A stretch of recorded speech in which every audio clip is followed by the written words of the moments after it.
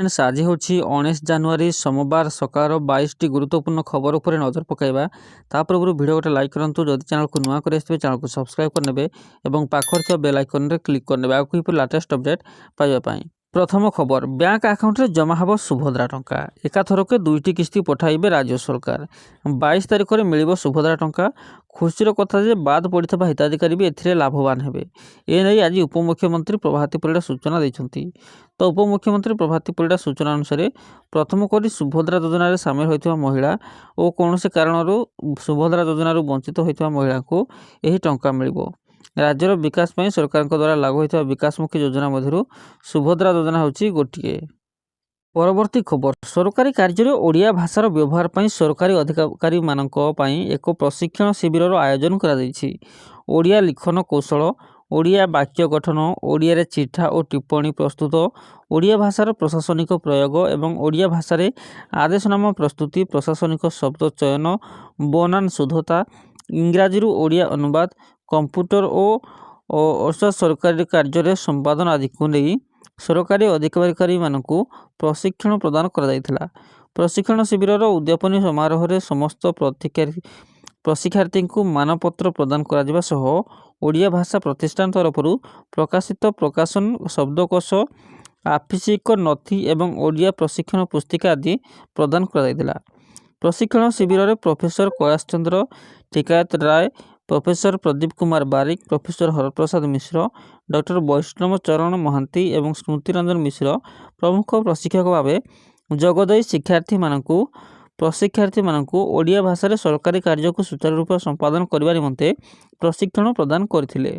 ओडिया भाषा प्रतिष्ठान निर्देशक देवप्रसाद दास वित्त तथा प्रशासनिक अधिकारी डॉक्टर अनन त्रिपाठी समेत ओडिया भाषा प्रतिष्ठान समस्त अधिकारी और कर्मचारी माने उक्त कार्य उपस्थित थिले। ओडिया भाषा साहित्य संस्कृति विभाग एवं ओडिया भाषा प्रतिष्ठान मिलित आनुकूल्य 2 दिन धरी यही प्रशिक्षण शिविर आयोजन करा जायछि। ओडिशा सरकार 23टी विभाग 220 ऊर्ध्व अधिकारी यही प्रशिक्षण शिविर रे जोग देइथिले। परवर्ती खबर 2025 डिसेम्बर रे इंडिगो पक्षर विमान सेवार होइथिबा बड़ धरणर विभ्राट पाई कंपानी उपरे बेसामरिक विमान चलाचल महानिर्देशालय डीजीसीए पक्षर 22.20 कोटी टंकार जरिमाना लगा जायछि। मोट जरिमाना राशि मध्यरु बेसामरिक विमान चलाचल आवश्यकता को एकाधिक थर उल्लंघन करिया पाई 1.80 कोटी टंका जरिमाना रहिछि। सेहि भली 68 दिन धरी एफडीटीएल को लगातार पालन करि नथिबारु डीजीसीए ए बाबद दैनिक 30 लाख टंका जरिमाना बसाइछि। यार परिमाण 20.40 कोटी टंका। विमान सेवा विभ्राट पर डीजीसीए पक्षर एक 4 जणिया तदंत कमिटी गठन करा जायतिला। कमिटी व्यवस्था रे केतेक असुविधा देखिबाकू पाइछि। प्रभावी ढंग रे एफडीटीएल को कार्यकारी करिबारे एयरलाइंस विफल होइतिबा कमिटी के जानिबाकू पाइछि। एथिपाई कंपानीर वरिष्ठ अधिकारी मानकू डीजीसीए समन करने सहित उत्तर मागिथिला। सरकार नुआ flight duty time limitation FDTL कार्यकारी करने पर इंडिगोर विमान सेवा प्रभावित होइथिला।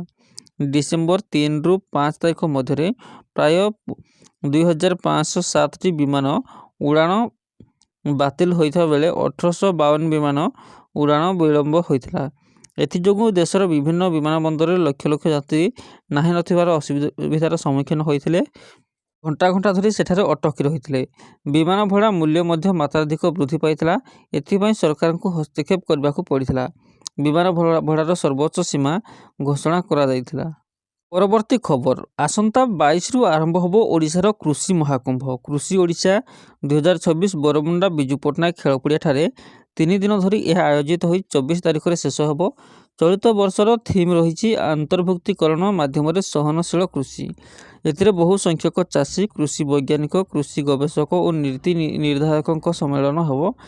कृषि शिक्षा शिविर आधुनिक कृषि जंत्रपाति प्रदर्शन और डेमोन्स्ट्रेशन कृषि संबंधी उन्नत ज्ञान कौशल प्रदर्शन इत्यादि माध्यम ओडिशार चाषी भाई भौणी को आहरी सशक्त करने राज्य सरकार को लक्ष्य रही। यही परिप्रेक्षी में शनिवार लोकसेवा भवन में कृषि ओडिशा 2026 प्रस्तुति नहीं एक बैठक अनुष्ठित होता। बैठक में कृषि विभाग अतिरिक्त मुख्य शासन सचिव डॉक्टर अरविंद कुमार पाढ़ी उपमुख्यमंत्री तथा कृषि और कृषक सशक्तिकरण एवं शक्ति मंत्री कनक वर्धन सिंहदेव को प्रस्तुति विषय में अवगत कराइथिले। ଏହି ଅବସରରେ ଉଦ୍ୟାନ କୃଷି ନିର୍ଦ୍ଦେଶକ କାଲୁଙ୍ଗେ ଗୋରଖ ୱାମେନ୍ ବିଭାଗୀୟ ବରିଷ୍ଠ ଅଧିକାରୀମାନେ ମଧ୍ୟ ଉପସ୍ଥିତ ଥିଲେ। ପରବର୍ତ୍ତୀ ଖବର, ଓଡ଼ିଶାର ଶିଳ୍ପାୟନ କ୍ଷେତ୍ରରେ ଏକ ନୂତନ ଅଧ୍ୟାୟ ଯୋଡ଼ିବାକୁ ଯାଉଛନ୍ତି ମୁଖ୍ୟମନ୍ତ୍ରୀ ମୋହନ ଚରଣ ମାଝୀ। ରାଜ୍ୟକୁ ଏକ ବିକଶିତ ଶିଳ୍ପ ହବ୍ରେ ପରିଣତ କରିବା ଲକ୍ଷ୍ୟ ନେଇ କୋଲକାତାରେ ଆୟୋଜିତ ନିବେଶକ ସମ୍ମିଳନୀରେ ଓଡ଼ିଶା ସରକାର ବଡ଼ ସଫଳତା ହାସଲ କରିଛନ୍ତି। ଏହି ଗସ୍ତ ସମୟରେ ମୁଖ୍ୟମନ୍ତ୍ରୀ ଦେଶ ବିଦେଶର ବହୁ ପ୍ରତିଷ୍ଠିତ ଶିଳ୍ପପତି ଓ ଉଦ୍ୟୋଗୀମାନଙ୍କ ସହ ସିଧାସଳଖ ଆଲୋଚନା କରିଛନ୍ତି। ମୁଖ୍ୟମନ୍ତ୍ରୀଙ୍କ କୋଲକାତା ଗସ୍ତ ସମୟରେ ବିଭିନ୍ନ କ୍ଷେତ୍ରର ନିବେଶକଙ୍କ ସହ ଗୁରୁତ୍ୱପୂର୍ଣ୍ଣ ଆଲୋଚନା ହୋଇଛି। ଏହି ସମ୍ମିଳନୀରେ ମୋଟ 27ଟି ବୁଝାମଣା ପତ୍ର ସ୍ୱାକ୍ଷରିତ ହୋଇଛି। ଏହି ବୁଝାମଣା ଅନୁଯାୟୀ ରାଜ୍ୟକୁ ପ୍ରାୟ 1 ଲକ୍ଷ କୋଟି ଟଙ୍କାର ପୁଞ୍ଜି ନିବେଶ ଆସିବାକୁ ଯାଉଛି। ଏଥିରେ ମୁଖ୍ୟତଃ କେମିକାଲ, ପେଟ୍ରୋକେମିକାଲ୍ସ, ମ୍ୟାନୁଫ୍ୟାକ୍ଚରିଂ ଏବଂ ଟେକ୍ସଟାଇଲ ଭଳି କ୍ଷେତ୍ରରେ ବଡ଼ ପ୍ରକଳ୍ପମାନ ପ୍ରତିଷ୍ଠା ହେବ। ଏହି ବିପୁଳ ନିବେଶ କେବଳ ଶିଳ୍ପ ପ୍ରତିଷ୍ଠାରେ ସୀମିତ ରହିବ ନାହିଁ, ବରଂ ଓଡ଼ିଶାର ହଜାର ହଜାର ଯୁବକ ଯୁବତୀ ପାଇଁ ନିଯୁକ୍ତିର ବାଟ ଫିଟାଇବ।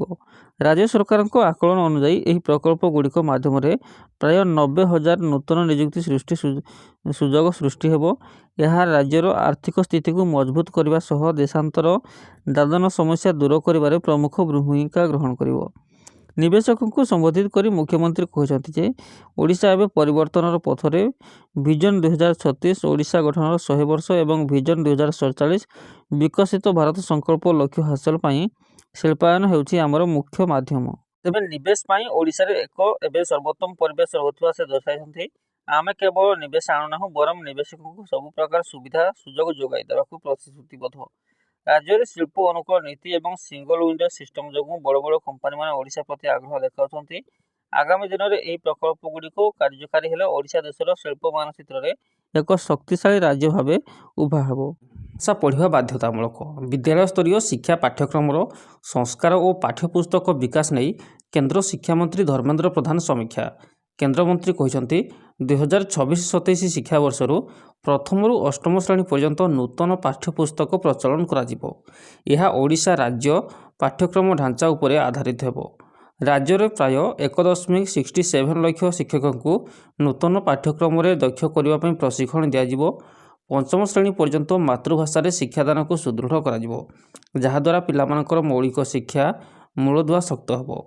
ଷଷ୍ଠରୁ ଦଶମ ଶ୍ରେଣୀ ପର୍ଯ୍ୟନ୍ତ ଛାତ୍ରଛାତ୍ରୀଙ୍କ ପାଇଁ 10 ଦିନିଆ ବ୍ୟାଗମୁକ୍ତ ଶିକ୍ଷାଦାନ ବ୍ୟବସ୍ଥା କରାଯିବ। ଜନ୍ମରୁ ଦ୍ୱାଦଶ ଶ୍ରେଣୀ ପର୍ଯ୍ୟନ୍ତ ଶିଶୁଙ୍କୁ ପୋଷଣ ଓ ସ୍ୱାସ୍ଥ୍ୟ ପ୍ରତି ସ୍ୱତନ୍ତ୍ର ଦୃଷ୍ଟି ଦିଆଯିବ। ବିଦ୍ୟାଳୟ ଓ ଗଣଶିକ୍ଷା ମନ୍ତ୍ରୀ ନିତ୍ୟାନନ୍ଦ ଗୌଡ଼ କହିଥିଲେ, ଜାତୀୟ ଶିକ୍ଷାନୀତି 2020 ଅଧୀନରେ 55ଟି ନୂତନ NCERT ପାଠ୍ୟପୁସ୍ତକକୁ ଅନୁବାଦ କରାଯାଇଛି। ଏଥିସହ ଛାତ୍ରଛାତ୍ରୀଙ୍କ ସାମଗ୍ରିକ ବିକାଶକୁ ପ୍ରୋତ୍ସାହିତ କରିବାକୁ ଓଡ଼ିଶାର 3ଟି ନୂତନ ବିଷୟ ଯଥା କଳା, ଶିକ୍ଷା, ଶାରୀରିକ ଶିକ୍ଷା ଓ ସୁସ୍ଥତା ଏବଂ ଧନ୍ଦାମୂଳକ ଶିକ୍ଷାରେ ପାଠ୍ୟପୁସ୍ତକ ପ୍ରଚଳନ ହେଉଛି।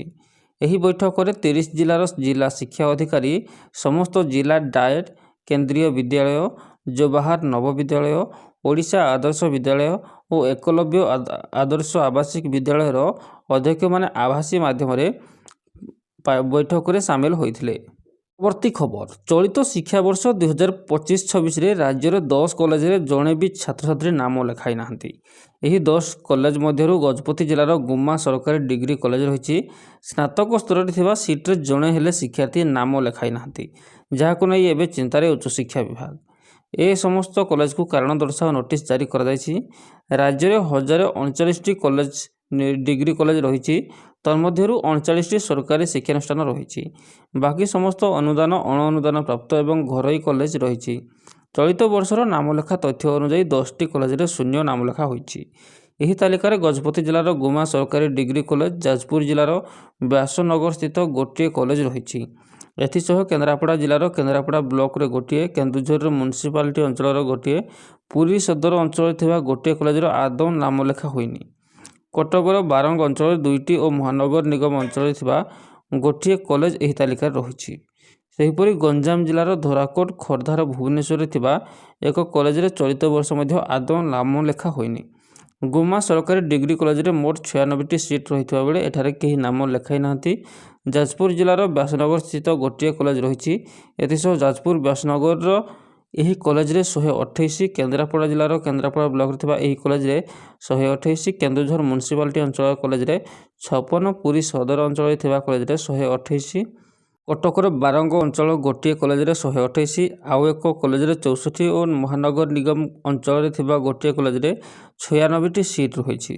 ଗଞ୍ଜାମ ଜିଲ୍ଲାର ଧରାକୋଟରେ ଥିବା କଲେଜରେ 128, ଖୋର୍ଦ୍ଧାର ଭୁବନେଶ୍ୱରରେ ଥିବା କଲେଜରେ 224ଟି ସିଟ୍ ରହିଛି। ମାତ୍ର ଏହିସବୁ କଲେଜରେ ନାଁ ଲେଖା ହୋଇନି। ବିଭାଗ ପକ୍ଷରୁ ସମସ୍ତ ଆଞ୍ଚଳିକ ଶିକ୍ଷା ନିର୍ଦ୍ଦେଶକଙ୍କୁ ଚିଠି ହୋଇଛି। ଚିଠିରେ କୁହାଯାଇଛି ଏହି ସମସ୍ତ କଲେଜରେ ପିଲାଙ୍କ ନାମ ଲେଖା ନେଇ କୌଣସି ପ୍ରକାରର ଆଗ୍ରହ ଦେଖାଉନାହାନ୍ତି। ଏହି ସମସ୍ୟା ଗୁଣାତ୍ମକ ଶିକ୍ଷା ପ୍ରତି ପ୍ରଶ୍ନବାଚୀ ସୃଷ୍ଟି କରୁଛି। ଉଚ୍ଚଶିକ୍ଷା ବିଭାଗର ଆଞ୍ଚଳିକ କାର୍ଯ୍ୟକ୍ଷମତା ନେଇ ପ୍ରଶ୍ନ ଉଠୁଛି। ଏହା ବିରୋଧରେ କଠୋର କାର୍ଯ୍ୟାନୁଷ୍ଠାନ ନେବାକୁ ବିଭାଗ ନିର୍ଦ୍ଦେଶ ଦେଇଛି। ଏହି ଘଟଣାରେ ତଦନ୍ତ କରି ଉକ୍ତ କଲେଜମାନଙ୍କୁ କାରଣ ଦର୍ଶାଅ ନୋଟିସ୍ ଜାରି କରିବାକୁ ନିର୍ଦ୍ଦେଶ ଦିଆଯାଇଛି। ତେବେ ବିଭାଗ କହିଛି ଅଣ ଅନୁଦାନ ପ୍ରାପ୍ତ ଓ ସେଲ୍ଫ ଫାଇନାନ୍ସ କଲେଜମାନେ ନାମ ଲେଖାରେ ସାମ୍ସରେ ଭାଗ ନେଉଛନ୍ତି। ପିଲାମାନେ ନାମ ଲେଖାଇବା ପାଇଁ ଆବେଦନ କରୁଛନ୍ତି। ସେମାନଙ୍କ ମେରିଟ୍ ଲିଷ୍ଟ ମଧ୍ୟ ପ୍ରକାଶ ପାଉଛି। ହେଲେ ଏହାପରେ ଉପରୋକ୍ତ ଶିକ୍ଷାନୁଷ୍ଠାନମାନେ ପିଲାଙ୍କ ନାମ ଲେଖାଇବାକୁ ମାନ କରୁଛନ୍ତି। ତେବେ ଏନେଇ କିଛି ଛାତ୍ରଛାତ୍ରୀ ବିଭାଗକୁ ଅଭିଯୋଗ କରିଛନ୍ତି ବୋଲି ଚିଠିରେ ଉଲ୍ଲେଖ ରହିଛି। ଯାହାଦ୍ୱାରା ନାମଲେଖା ପାଇଁ ଚୟନ ହୋଇଥିବା ଛାତ୍ରଛାତ୍ରୀମାନେ ସମସ୍ୟାର ସମ୍ମୁଖୀନ ହେଉଛନ୍ତି। ଏହିଭଳି ଶିକ୍ଷାନୁଷ୍ଠାନକୁ ଆସନ୍ତା ମାଷ୍ଟର ଡାଟା ଅପଡେସନ ସାମିଲ ନ କରିବାକୁ କୁହାଯାଇଛି। ପରବର୍ତ୍ତୀ ଖବର, ଗାଁରୁ ଜିଲ୍ଲା ସହର ମହକୁମ ଯାଏ ଲକ୍ଷ୍ମୀ ବସ୍ ଚଳାଚଳକୁ ବିରୋଧ କରିଛି ରାଜ୍ୟ ଘରୋଇ ବସ୍ ମାଲିକ ସଂଘ। ନିଷ୍ପତ୍ତି ବଦଳାଇବାକୁ ସରକାରଙ୍କ ନିକଟରେ ଦାବି କରାଯିବ। ଯଦି 23 ତାରିଖ ସୁଦ୍ଧା କୌଣସି ପଦକ୍ଷେପ ନିଆ ନ ଯାଏ ତେବେ 24 ତାରିଖରୁ କଟକକୁ କୌଣସି ବସ୍ ଗଡ଼ିବ ନାହିଁ। ଏଭଳି ଚେତାବନୀ ଦେଇଛି ରାଜ୍ୟ ଘରୋଇ ବସ୍ ମାଲିକ ସଂଘ। ଲକ୍ଷ୍ମୀ ବସ୍ ଗାଁରୁ ପଞ୍ଚାୟତ ଯାଏଁ ଚାଲିବା ପୂର୍ବରୁ ନିଷ୍ପତ୍ତି ହୋଇଥିଲା, କିନ୍ତୁ ଗତ କିଛି ଦିନ ଭିତରେ ଉକ୍ତ ନିଷ୍ପତ୍ତିରେ ପରିବର୍ତ୍ତନ ଆସିଛି। କେନ୍ଦ୍ରାପଡ଼ା, ଜଗତସିଂହପୁର ଏବଂ କଟକରେ ଜିଲ୍ଲା ସଦର ମହକୁମା ଯାଏଁ ଲକ୍ଷ୍ମୀ ବସ୍ ଚଳାଚଳ ଆରମ୍ଭ ହୋଇଛି। କିଛି ଜାଗାରେ ବିରୋଧ କାରଣରୁ ଏହାକୁ ବନ୍ଦ ରଖାଯାଇଛି। କଟକରେ ରାଜ୍ୟ ଘରୋଇ ବସ୍ ମାଲିକ ସଂଘର ଜରୁରୀ ବୈଠକ ବସିଥିଲା, ଯେଉଁଠି ନିଷ୍ପତ୍ତି ହୋଇଛି କି ଜିଲ୍ଲା ହେଡ୍କ୍ୱାର୍ଟର ଯାଏଁ ଲକ୍ଷ୍ମୀ ବସ୍ ଚଳାଚଳକୁ ବିରୋଧ କରାଯିବ। ଯଦି ସରକାର ଦାବି ପୂରଣ ନ କରନ୍ତି ତେବେ 24 ତାରିଖରୁ କଟକରେ ବସ୍ ଗଡ଼ିବା ବନ୍ଦ ହେବ। ଆବଶ୍ୟକ ପଡ଼ିଲେ ସାରା ରାଜ୍ୟରେ ବସ୍ ଧର୍ମଘଟ ହେବ ବୋଲି ଘରୋଇ ବସ୍ ମାଲିକ ସଂଘ ତରଫରୁ କୁହାଯାଇଛି। ପରବର୍ତ୍ତୀ ଖବର, ଗଣତନ୍ତ୍ର ଦିବସ ସମାରୋହରେ ବର୍ଷ ବର୍ଷ ଧରି ପ୍ରଚଳିତ ଭିଆଇପି କଲଚରରେ ପୂର୍ଣ୍ଣଚ୍ଛେଦ ପଡ଼ିବ। ପରେଡ୍ ଦେଖିବାକୁ ଆସୁଥିବା ଅତିଥିଙ୍କ ଚେୟାରରେ ଏଣିକି ଭିଆଇପି ଓ ଡିଗ୍ନିଟି ଲେଖାଯିବ ନାହିଁ। ଏହା ବଦଳରେ ଦେଶର ନଦୀମାନଙ୍କର ନାମ ଲେଖାଯିବ। ଏଥିସହିତ ରିଟ୍ରିଂ ସମାରୋହ ପାଇଁ ବାଦ୍ୟଯନ୍ତ୍ରଗୁଡ଼ିକର ନାମ ଅନୁସାରେ ଗ୍ୟାଲେରୀର ନାମ ରଖାଯିବ। ରକ୍ଷା ସଚିବ ରାଜେଶ କୁମାର ସିଂ ଶୁକ୍ରବାର ଏହି ସୂଚନା ଦେଇଛନ୍ତି। ସରକାରଙ୍କ ଅନୁସାରେ ଏହି ପରିବର୍ତ୍ତନ ଫଳରେ ସାଧାରଣ ଜନତା ଓ ଭିଆଇପିଙ୍କ ମଧ୍ୟରେ ଅନ୍ତର କମିବ। ଭାରତୀୟ ସଂସ୍କୃତି, ଐତିହ୍ୟ ଓ ସମାନତାକୁ ପ୍ରୋତ୍ସାହନ ମିଳିବ। ଏଥିସହିତ ପ୍ରତ୍ୟେକ ନାଗରିକ ନିଜକୁ ସମକକ୍ଷ ଅନୁଭବ କରିବେ। ଗଣତନ୍ତ୍ର ଦିବସରେ ବସିବାର ପୂର୍ବ ପ୍ରଚଳିତ ବ୍ୟବସ୍ଥାରେ ଭିଭିଆଇପି ଅର୍ଥ ଅତି ସ୍ୱତନ୍ତ୍ର ବ୍ୟକ୍ତିବିଶେଷ, ରାଷ୍ଟ୍ରପତି, ଉପରାଷ୍ଟ୍ରପତି, ପ୍ରଧାନମନ୍ତ୍ରୀ, ରାଜ୍ୟପାଳ, ମୁଖ୍ୟମନ୍ତ୍ରୀ ସବୁଠୁ ଆଗରେ, ସବୁଠୁ ସୁରକ୍ଷିତ ଓ ସବୁଠୁ ଆରାମଦାୟକ ସ୍ଥାନ ସେମାନଙ୍କ ପାଇଁ ଥାଏ। ଭିଆଇପି ସିଟ୍ ସାଂସଦ, ବିଧାୟକ, ବରିଷ୍ଠ ଅଧିକାରୀଙ୍କ ପାଇଁ ସୁରକ୍ଷିତ ଥାଏ। ଡିଗ୍ନିଟି ଅର୍ଥ ସମ୍ମାନିତ ବ୍ୟକ୍ତି, ଏହି ସିଟ୍ ବିଦେଶୀ ଅତିଥି, ନ୍ୟାୟାଧୀଶ, ସେନା ଉଚ୍ଚାଧିକାରୀ ଓ ବିଶେଷ ଆମନ୍ତ୍ରିତ ବ୍ୟକ୍ତିଙ୍କ ପାଇଁ ଉଦ୍ଦିଷ୍ଟ। ସୂଚନାଯୋଗ୍ୟ, ୟୁରୋପୀୟ ପରିଷଦର ମୁଖ୍ୟ ଅଧ୍ୟକ୍ଷ 77ତମ ଗଣତନ୍ତ୍ର ଦିବସର ମୁଖ୍ୟ ଅତିଥି ହେବେ। ଅଧ୍ୟାପକମାନଙ୍କୁ ସରକାରଙ୍କ ଚେତାବନୀ, କାର୍ଯ୍ୟରେ ଅବହେଳା କଲେ ଚାକିରିରୁ ବିଦା ହେବେ। ଅପାରଗ ଅଧ୍ୟାପକଙ୍କୁ ଦିଆଯିବ ବାଧ୍ୟତାମୂଳକ ଅବସର। ରାଜ୍ୟର ଉଚ୍ଚଶିକ୍ଷା କ୍ଷେତ୍ରରେ ବଡ଼ ଧରଣର ସଂସ୍କାର ଆଣିବା ପାଇଁ ଓଡ଼ିଶା ସରକାର ଏକ କଠୋର ପଦକ୍ଷେପ ଗ୍ରହଣ କରିଛନ୍ତି। ଯେଉଁ ଅଧ୍ୟାପକ ବା ପ୍ରଫେସରମାନେ ଶିକ୍ଷାଦାନରେ ଅବହେଳା କରୁଛନ୍ତି କିମ୍ବା ଯେଉଁମାନଙ୍କର କାର୍ଯ୍ୟଦକ୍ଷତା ସନ୍ତୋଷଜନକ ନୁହେଁ, ସେମାନଙ୍କୁ ଚିହ୍ନଟ କରି ସମୟ ପୂର୍ବରୁ ଅବସର ଦେବାକୁ ନିର୍ଦ୍ଦେଶ ଦିଆଯାଇଛି। ଏଥିପାଇଁ ଉଚ୍ଚଶିକ୍ଷା ବିଭାଗ ପକ୍ଷରୁ ସମସ୍ତ ବିଶ୍ୱବିଦ୍ୟାଳୟ ଏବଂ ସରକାରୀ ମହାବିଦ୍ୟାଳୟକୁ ଚିଠି ଲେଖାଯାଇଛି। ଏନେଇ ଜାନୁଆରୀ 31 ସୁଦ୍ଧା ରିପୋର୍ଟ ତଲବ କରାଯାଇଛି। ଉଚ୍ଚଶିକ୍ଷା ବିଭାଗର ଯୁଗ୍ମ ସଚିବ ମୌସୁମୀ ନାୟକ ନିର୍ଦ୍ଦେଶନାମା ଅନୁଯାୟୀ ସମସ୍ତ ଶିକ୍ଷାନୁଷ୍ଠାନକୁ ସେମାନଙ୍କ ଅଧୀନରେ କାର୍ଯ୍ୟରତ ଅଧ୍ୟାପକଙ୍କ ସମ୍ପୂର୍ଣ୍ଣ ରିପୋର୍ଟ ଯାଞ୍ଚ କରିବାକୁ କୁହାଯାଇଛି। ଅପାରଗ ଅଧ୍ୟାପକଙ୍କୁ ଚିହ୍ନଟ କରିବା ପାଇଁ କିଛି ମାନଦଣ୍ଡ ସ୍ଥିର କରାଯାଇଛି। ଶିକ୍ଷକଙ୍କ ବାର୍ଷିକ ଶିକ୍ଷାଦାନର ମାନ କିପରି ରହିଛି, ସେମାନଙ୍କର ଆଚରଣ ଏବଂ ସାଧୁତା ସନ୍ତୋଷଜନକ କି ନୁହେଁ, ସେମାନଙ୍କ କଲେଜରେ କେତେ ନିୟମିତ ଏବଂ ପ୍ରଶାସନିକ କାର୍ଯ୍ୟରେ କେତେ ସହଯୋଗ କରନ୍ତି, ଏହା ଉପରେ ରିପୋର୍ଟରେ ଉଲ୍ଲେଖ ରହିବ। ଅପାରଗ କିମ୍ବା ଦୁର୍ନୀତିଗ୍ରସ୍ତ ଶିକ୍ଷକମାନେ ଛାତ୍ରଛାତ୍ରୀଙ୍କ ଭବିଷ୍ୟତ ଉପରେ କୁପ୍ରଭାବ ପକାଉଛନ୍ତି।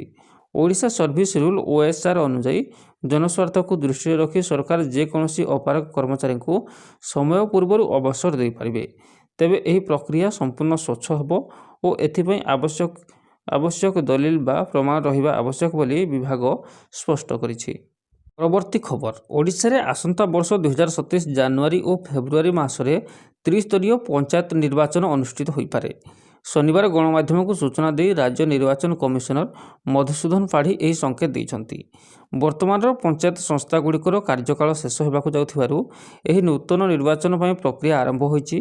ଆଗାମୀ ପଞ୍ଚାୟତ ଓ ପୌର ନିର୍ବାଚନ ପାଇଁ ରୋଡ୍ ମ୍ୟାପ୍ ପ୍ରସ୍ତୁତ କରିବାକୁ ଶନିବାର ଏକ ଗୁରୁତ୍ୱପୂର୍ଣ୍ଣ ପ୍ରସ୍ତୁତି ବୈଠକ ଅନୁଷ୍ଠିତ ହୋଇଯାଇଛି।